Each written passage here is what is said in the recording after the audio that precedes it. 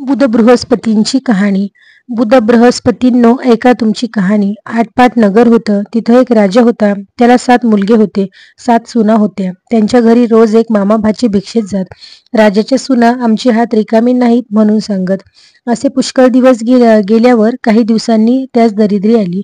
सर्वांचे हात रिकामे झाले. मामा भाचे पूर्वीप्रमाणे भिक्षेला आले.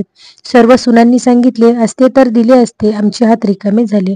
सर्वात धाकटी सून शहाणी होती. तिनं विचार केला, होतं तेव्हा दिलं नाही, आता नाही म्हणून नाही. ब्राह्मण बिनमुख जातात. ती त्यांच्या पाया पडली, म्हणाली, आम्ही संपन्न असता धर्म केला नाही, ही आमची चुकी आहे. आता आम्ही पूर्वीसारखे होऊ असा काही उपाय सांगा. ते म्हणाले, श्रावण मासी दर बुधवारी आणि बृहस्पतिवारी जेव्हा वयास ब्राह्मण सांगावा. आपला पती प्रवासी जाऊन घरी येत नसल्यास दाराच्या पाठीमागे 2 बाहुली काढावी.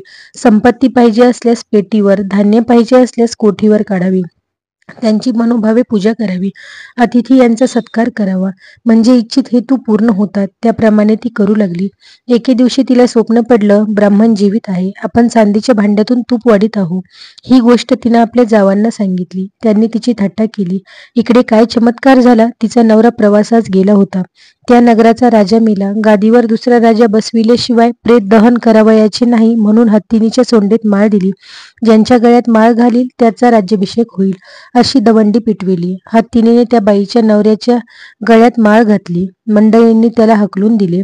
पुन्हा हत्तीन फिरवली, पुन्हा ह्याच्याच गळ्यात माळ घातली. याप्रमाणे 3दा झाले. पुढे त्याचाच राज्याभिषेक केला. नंतर त्याने आपल्या माणसाची चौकशी केली. ती अन्न करून देशोधडीस लागल्याची खबर समजली. मग राजाने मोठ्या तलावाचे काम सुरू केले. हजारो मजूर खपू लागले. तिथे यांची माणसे आली. राजाने आपली बायको ओळखली. त्याला संतोष झाला. तिने बुध बृहस्पतींच्या व्रताची व स्वप्नाची हकीकत कळविली. देवाने देणगी दिली, पण जावांनी थट्टा केली. राजाने ती गोष्ट मनात ठेवली.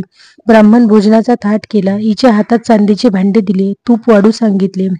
ब्राह्मण जेवून संतुष्ट झाले. जावांनी ते पाहिले. त्यांचा सन्मान केला. मुलं बाळ झाली. दुःखाचे दिवस गेले, सुखाचे दिवस आले. जशी त्यांच्यावर बुध बृहस्पतींनी कृपा केली, तशी तुम्हा आम्हावर करो.